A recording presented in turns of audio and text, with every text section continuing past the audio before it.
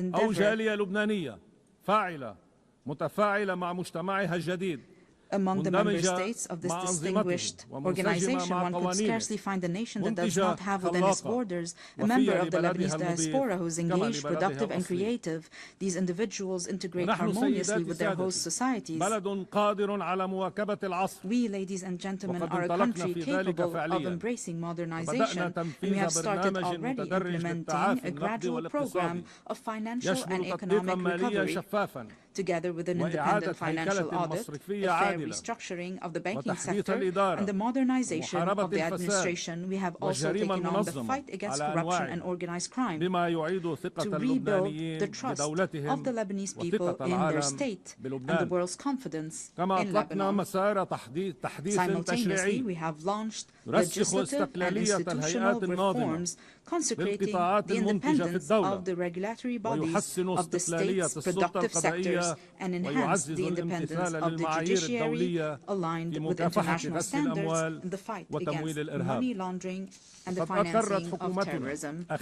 Our government has also recently joined the United Nations Convention on Biological Diversity, in line with our history of commitment to the principles of international legitimacy.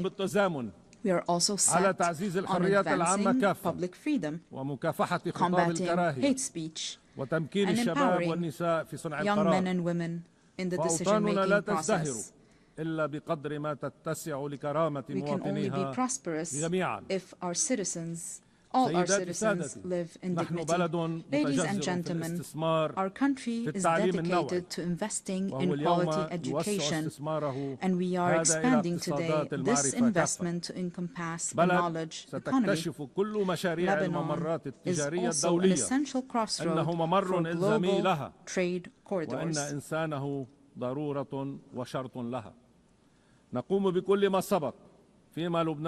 While advancing on all these fronts, our country simultaneously shoulders numerous burdens.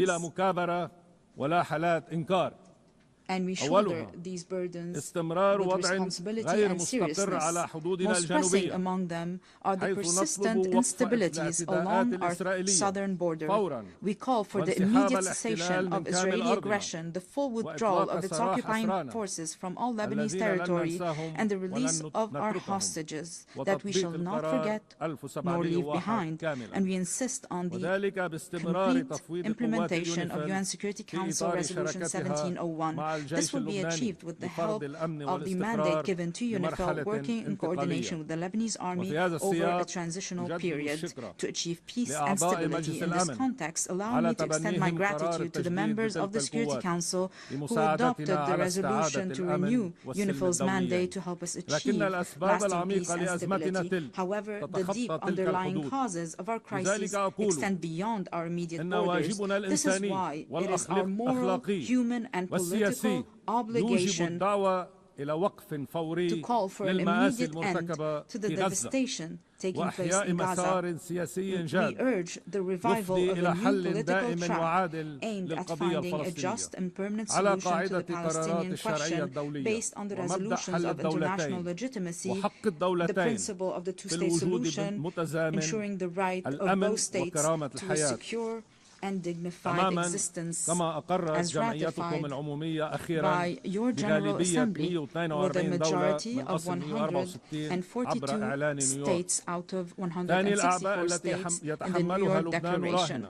The second major burden Lebanon is carrying now is the unprecedented displacement situation taking place on its soil, which, measured by capita, stands as the largest in history. Lebanon looks to the United Nations and its specialized agencies, as well as to the Syrian authorities, to address this critical issue. Through direct negotiations and with the support of the Kingdom of Saudi Arabia, we aim to reach comprehensive understandings and agreements across different aspects of our bilateral relations, the goal being the dignified and safe return of the displaced Syrian citizens, as well as the restoration of the special relations between Lebanon and Syria in good neighborliness and close cooperation in various fields, overcoming the misunderstandings of the past. The third burden crippling us today is the reconstruction of Lebanon following the Israeli aggression on our soil, especially with respect to the infrastructure necessary for the return of the Lebanese Authority to the Lebanese border towns and to the rebuilding of homes and villages bulldozed and demolished by the aggression. For there will be no stability if it is not rebuilt and its beauty restored. Furthermore, there's the issue of providing the necessary means to our legal armed forces so that they may take on the task of defending and safekeeping our national integrity. We remain hopeful about the public initiatives to organize international conferences dedicated to that purpose. Ladies and gentlemen, Lebanon does not seek special privileges or favors. Indeed, it calls upon the international community to act with responsibility, fairness, and equality, thereby enabling Lebanon to reclaim its role as a land of freedom and plurality. This very spirit underpinned the Distinguished Assembly's resolution on August 16, 2019, to grant Lebanon's request to establish the Human Academy for Dialogue and Conversions within its borders. A resolution that was for a time overshadowed by the many crises Lebanon has faced in recent years. Today, Lebanon is intent on reviving this vital initiative. Our intention is both to reassure ourselves and to send a message to the world. Lebanon is returning to its rightful place, both within the international community and among the nations gathered at the United Nations, a true platform for human values and the advancement of humanities. In closing, I reiterate the opening theme of my message. While I stand here today advocating for peace, my countrymen are being killed. The conflict is still very fierce between Lebanon being a land of life and joy and a platform that spreads both values to the region and the world, and Lebanon being a place of sorrow and wars, spreading both woes to the region and the world. We in Lebanon have made our choice. We choose to be a land of life and joy, and we shall abide by it. I call upon you all, for the sake of peace in our region, for the good of humanity, stand with us. Do not abandon Lebanon. I thank you.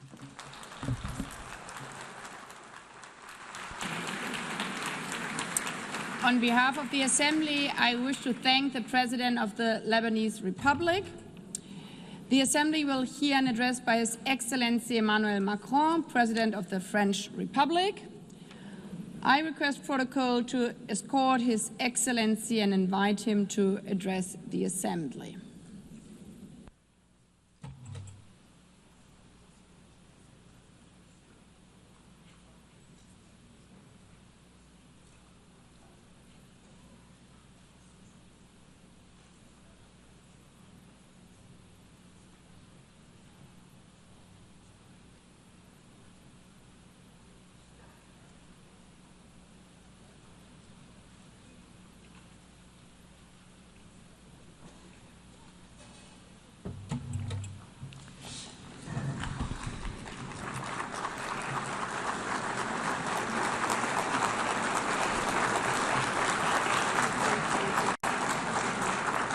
Madame la Présidente de l'Assemblée Générale, Monsieur le Secrétaire Général, Madame la Secrétaire Générale adjointe, Monsieur le Secrétaire Général adjoint, Mesdames et Messieurs les chefs d'État et de gouvernement, Mesdames, Messieurs les ministres, Mesdames, Messieurs les ambassadrices, ambassadeurs et délégués, je suis heureux de m'exprimer une nouvelle fois devant vous lors de cette 80e session de l'Assemblée Générale des Nations Unies. 8 décennies que nous avons voulu consacrer au service de la paix, du développement, des droits humains. 80 ans qui nous obligent à mesurer le chemin parcouru et à adapter notre pas à la marche du monde. Le 26 juin 1945, nous adoptions la Charte des Nations Unies après 2 guerres mondiales, alors que les combats faisaient encore rage en Asie, que la décolonisation était à peine entamée, que l'Union soviétique étendait son empire et que nous comptions les morts par millions et découvrions l'horreur de la Shoah. Oui, cette étape du monde n'était pas terminée et pourtant nous étions en train de bâtir, à coup de résolutions resolutions and with resolve, building our desire to spare succeeding generations from the scourge of war, and we declared our faith in the fundamental rights of mankind, and we made a commitment to create the conditions for justice, to foster social progress, to practice tolerance, and to live side by side in peace. We were not dreaming, and we invoked our past to help us. Envie de vous dire ce soir, and nous avons le droit de rêver. I want to say before you that we were right to dream. We had the right to dream. Our world today deserves the same resolve we had then in terms of working together. 51 of us were at San Francisco, and now 193 of us are gathered here in the General Assembly. The text that created this organization enshrined the principle of collective action and enshrined common values. It defined robust processes, and I know, nevertheless, how great frustration is. We see that states are unequally represented, particularly on the Security Council, and that fuels frustration, and that's why I unequivocally supported its expansion, the reform of the Security Council, particularly its expansion for the African continent. I also know the extent to which political and social balances and states of place have changed, and different actors have taken on more responsibilities. Many people are asking about whether the United Nations promises have been upheld, whether it's in sync with reality, and whether it brings with it any benefits. Let us not kid ourselves. This 80th anniversary is not a fact that we can just accept. Conflicts, international, national, state conflicts are proliferating. Criminal and terrorist activity is proliferating, and people are deliberately trampling on the Geneva Conventions, as if war was just about terror, revenge and victory. Haiti, Burma, Ukraine, the Democratic Republic of the Congo. The list is as long as it is unconscionable. There are more and more cases of violence being weathered by people whose nations are at war. Major transformation is also underway for us all across the globe. Climate change is not under control. Biodiversity is collapsing. Efforts that the majority of us are ready to make are coming up against the obstacles of the cynicism of a few that can make a difference but refuse to do just that still. And we see the technology picking up pace.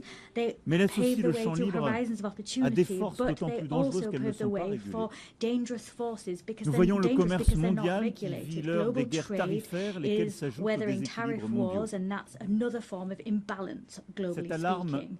Alarm bells are ringing out loud, but that doesn't extinguish hope. Our divisions do not mean lack of hope did not mean Syria wasn't able to free itself from war. Ukraine is staying the course, and peace is possible in the Great Lake region. We've also adopted treaties, ambitious agreements that some people thought were impossible. A treaty on pandemics, a treaty to protect the high seas, another to finance development. C'est bien que la complexité du monde n'est pas une raison de renoncer à nos world's complexity is not a reason to throw in the towel on our principles and our ambitions. To a certain extent, ours is a moment of paradox. Où nous avons besoin, plus que jamais, more than ever before, de restaurer l'esprit de to restore the spirit of cooperation that prevailed 80 years ago. Et où pour autant nous sommes en train de nous diviser. However, in spite of that, we're isolating ourselves. There's more and more divisions, and that's plagued the global order. The world is breaking down, and that's halting our collective capacity to resolve major conflicts of our time and stopping us from addressing global challenges. France is proud to be among the people of the United Nations and pay tribute to all the people that serve them, soldiers wearing blue helmets that maintain peace when no one else wants to go, humanitarian personnel and healthcare workers that come to the aid of the most vulnerable, legal specialists, observers, rapporteurs that bear witness to the reality, ensure that the rule of law can prevail, that arbitrary whims do not rule the day. I'm talking, of course, about our NGOs, our nurses, our journalists, and many other people who bear witness to the fact that this organization cannot be replaced. It is for this reason that those that are its harshest critics are also those that want to change the rule of the game, because they want to exert domination. And these are people that do not want the common good to prevail. They want to serve their interests, and that is the major risk of our time.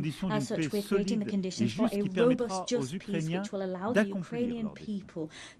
Et ce qui s'est passé ces dernières semaines, dans l'espace aérien de la Pologne, de la Roumanie, les provocations vues en Estonie ou ailleurs, sont la preuve aussi que tous les Européens sont défiés aussi par des menaces et des volontés de déstabilisation russe qui supposent une telle unité. L'Ukraine l'a dit souvent, elle est prête au cessez-le-feu et accepte la négociation.